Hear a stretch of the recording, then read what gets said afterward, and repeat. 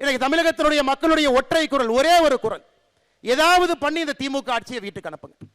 ஏதாவது செய்து 2026க்கு மேல இவர்கள் ஆட்சியில் இருக்கக்கூடாது என்பதை மக்கள் எல்லா இடத்துலையும் சொல்றாங்க. முடிவெற்ற இடத்துல முடி திருத்துகின்ற அண்ணன் கடைக்கு போறீங்களா, அவர் சொல்றாரு. டீ கடைக்கு போய் டீ குடிக்கிறீங்களா, அந்த அண்ணன் சொல்றாரு. ஆட்டோ ஏறுறீங்களா, ஆட்டோக்கார அண்ணன் சொல்றாரு. தமிழகத்தில் எல்லா தரப்பட்ட மக்களும் மேலே இருந்து கீழே வரை 2026க்கு பிறகு திராவிட முன்னேற்ற கழகத்தினுடைய ஆட்சி நமக்கு வேண்டாம் என்கின்ற ஒற்றை கருத்துல முழு தமிழகமும் இருக்கிறது. இந்த யாத்திரையினுடைய வெற்றியும் கூட அதை பிரதிபலிக்கிறது. நம்முடைய எதிர்க்கட்சி தலைவர் அண்ணன் எடப்பாடி பழனிசாமி அவர்கள் 200 தொகுதிகளை தாண்டி அவருடைய யாத்திரையும் வந்து கொண்டிருக்கிறது. நம்முடைய யாத்திரை நிறைவு பெற்றுக் கொண்டிருக்கிறது. இன்னும் 90 நாள் மட்டும்தாங்க இருக்கு. நிச்சயமாக நம்ம எல்லோருக்கும் தெரியும், மக்களுடைய குரலாக மக்களுடைய எண்ணத்தை பிரதிபலிக்கக்கூடிய ஒரு பெரிய மாற்று சக்தியாக தேசிய ஜனநாயக கூட்டணி களத்தில் இருக்கிறது. 2026 அந்த மாற்றம் நிகழ்ந்தே தீரும்.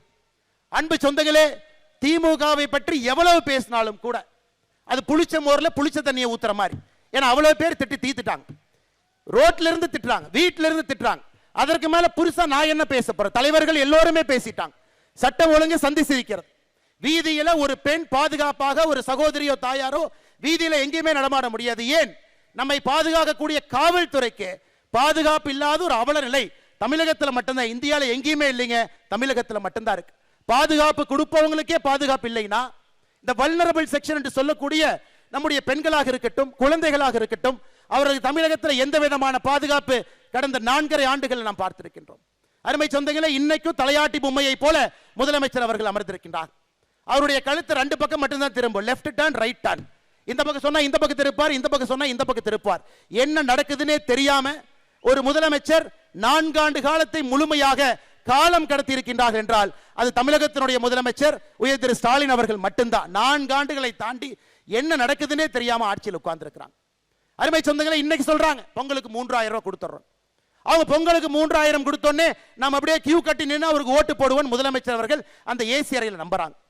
அன்பு சொந்தங்களே, நம்முடைய திராவிட முன்னேற்ற கழகத்தினுடைய ஆட்சி வரும் பொழுது 2021 தமிழகத்தினுடைய ஒரு ரேஷன் கார்டின் மீது 2,04,000 ரூபாய் கடன் இருந்துச்சு. ஐயா, நான் திரும்பவும் சொல்றேங்க ஐயா, இதை குறிப்பாக நம்முடைய சகோதரிகள் தாய்மார்கள் கேட்டுக்கிறாங்க. 2021 திமுக ஆட்சி வந்த பொழுது ஒரு ரேஷன் அட்டையின் மீது இருந்த கடன் 2,04,000 ரூபாய். இன்னைக்கு 2025 ஜனவரி மாசத்துல இன்னைக்கு நாம் பேசக்கூடியது ஒரு ரேஷன் அட்டையின் மீது இருக்கக்கூடிய கடன் 4,54,000 ரூபாய். 2,04,000 ரூபாய் ரேஷன் அட்டையின் மீது இருந்த கடன் இன்னைக்கு 4,54,000. எவ்வளவு ஏத்திருக்கிறீங்க? 2,50,000 ரூபாய் ஒரு ரேஷன் அட்டையின் மீது ஒரு குடும்பத்தின் மீது கடனை ஏத்திட்டு பொங்கலுக்கு எவ்வளவு கொடுத்தீங்க? 2026 22 0, பொங்கலுக்கு 1 ரூபாய் கொடுக்கல. 2023 எவ்வளவு கொடுத்தீங்க? 1000 ரூபாய். 2024 எவ்வளவு கொடுத்தீங்க? 1000 ரூபாய். 2025 எவ்வளவு கொடுத்தீங்க? 0. 2026 எவ்வளவு கொடுக்கறதா சொல்லியிருக்கீங்க? 3000. மொத்தமா 5000 ரூபாயை கொடுத்துட்டு 2.5 லட்சம் ரூபாய் எங்க தலைமையில கடன் வச்சீங்க இல்லைங்க ஐயா. அதனால தாங்க ஐயா திமுக நீங்க கில்லாடி.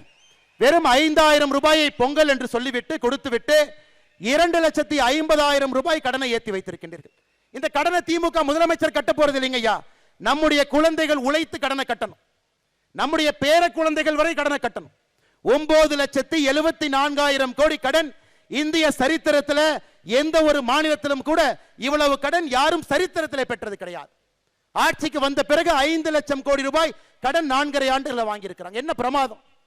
கடனை வாங்கி ஆட்சி நடத்திவிட்டு அந்த கடனிலையும் 60% வட்டியை கட்டுவதற்காக பயன்படுத்திவிட்டு என்ன தம்பட்டம் அடித்துக் கொண்டிருக்கின்றார்.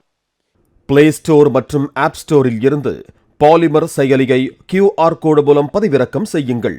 செய்திகளை உடனுக்குடன் பெறுங்கள்.